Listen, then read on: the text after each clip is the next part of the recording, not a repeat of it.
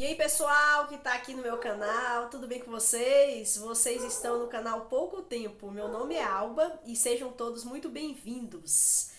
Tenho feito alguns vídeos aqui, essa playlist em especial que tá saindo toda quarta-feira às 11 da manhã é sobre filosofia, de uma forma talvez tentando ser descomplicada e bastante introdutória. Eu fiz um vídeo passado explicando esse conteúdo e eu estou baseando bastante neste livro de Giovanni Reale, né? Filosofia da Antiguidade, pegando aqui do início de onde surgiu a filosofia e que você possa ter essa pequena introdução. Mas tenho também visto outras coisas porque o trabalho é grande e há muitas informações. Tem um barulho de um cachorro aí, se vocês estiverem ouvindo, sinto muito. Mas o cachorro aqui tá animado, aqui do vizinho. Enfim, antes de começar, gostaria de dizer que, por favor, se inscreva neste canal, tá bom? Curte aí, compartilha. Fique à vontade também para ver os outros conteúdos que eu coloco aqui nesse canal. Aqui sai vídeo quase todo dia. Sai terça-feira. Eu trago aí sempre alguma coisa da atualidade e tal. Quarta-feira é esse vídeo aqui de filosofia. Sábado tem um projeto lá onde eu tenho exposto a palavra de Deus, capítulo por capítulo. E ainda segunda, quinta e sexta sai ainda vídeos curtos, né, os shorts famosos, aí no YouTube também. Então fica à vontade aí para você usufruir deste canal, tá bom? E aí, sim, voltando aqui, eu falei no vídeo passado 3 motivos, 3 razões porque é interessante, é bom que o cristão estude filosofia. E trazendo a filosofia grega, né? Essa introdução tá lá e hoje eu quero falar de como surgiu a filosofia grega. Mas antes de adentrar o primeiro filósofo e o que ele disse e tal, é necessário conhecer um pouco o que estava por trás antes da filosofia. O que existia, né? Naquela região e tudo. Aí pensando aí no século IX, século VIII a.C., e uma fonte que os historiadores costumam usar muito é essa daqui, ó.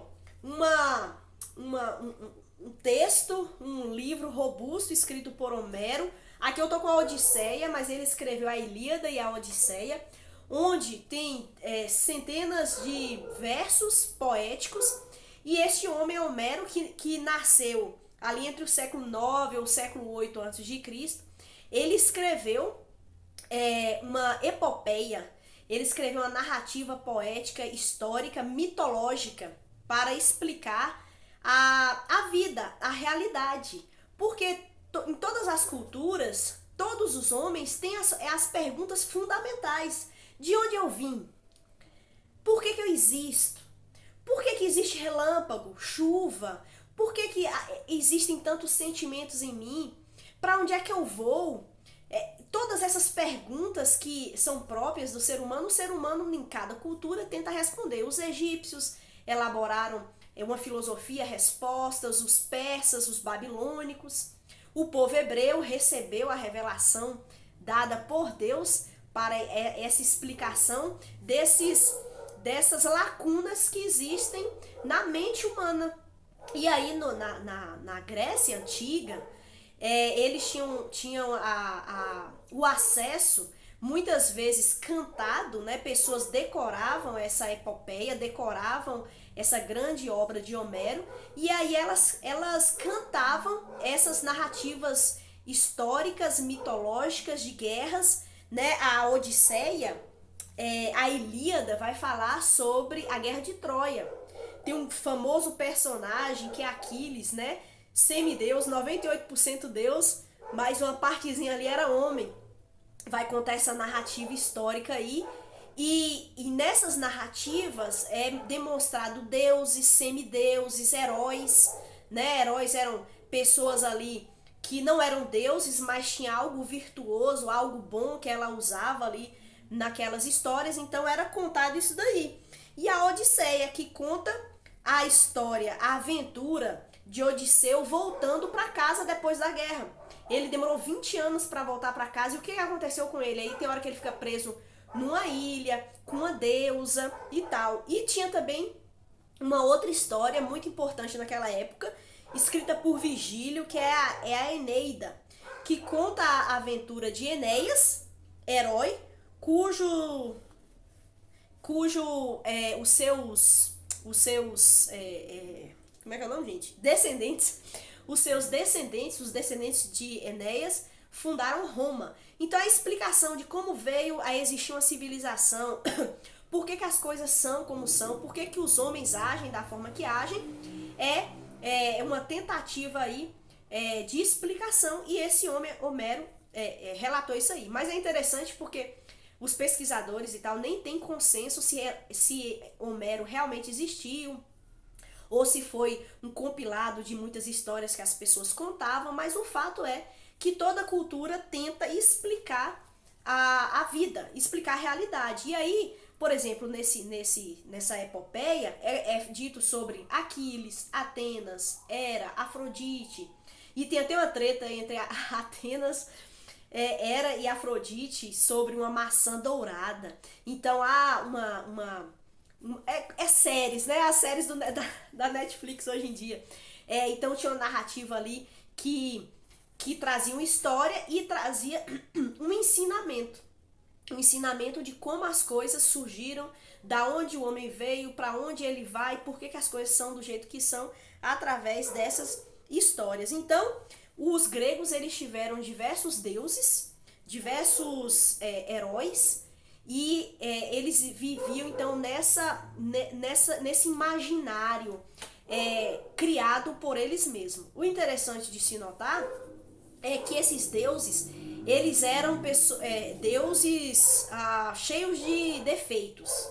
Eles eram manipuladores, sedutores, eles eram traidores, tinham características de deuses no sentido de terem alguns poderes sobrenaturais, digamos, mas o caráter desses deuses não era exatamente aprovado, né? E aí já surge aqui, por exemplo, uma diferença entre por que eu digo que o cristianismo o cristianismo escrito ali em Gênesis, por exemplo, Gênesis capítulo 1, 2 e 3, conta de onde o homem veio, quem fez o homem, como as coisas aconteceram e por que existe o mal no mundo. Por exemplo, essas perguntas, né?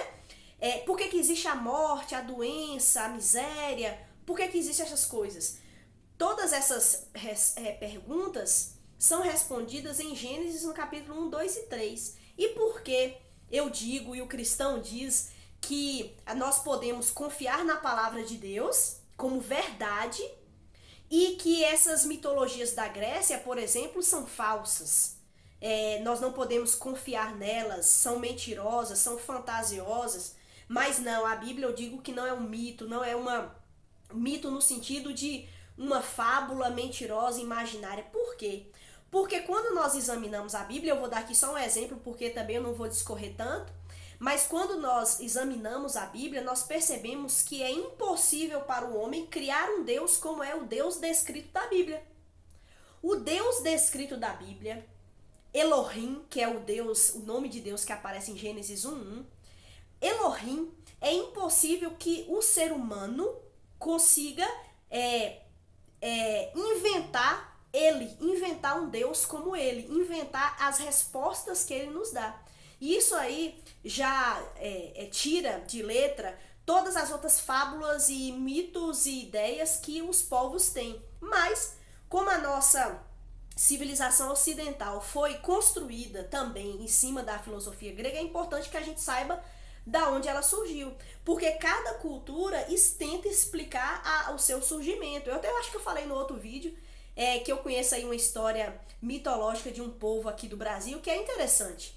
Eles se perguntam, né, de onde o homem veio, como nós existimos, e aí esse povo, eles contam, então assim, essa história surgiu há muito tempo atrás entre eles, de que existiam dois homens, e esses dois homens eram os únicos habitantes aí da Terra.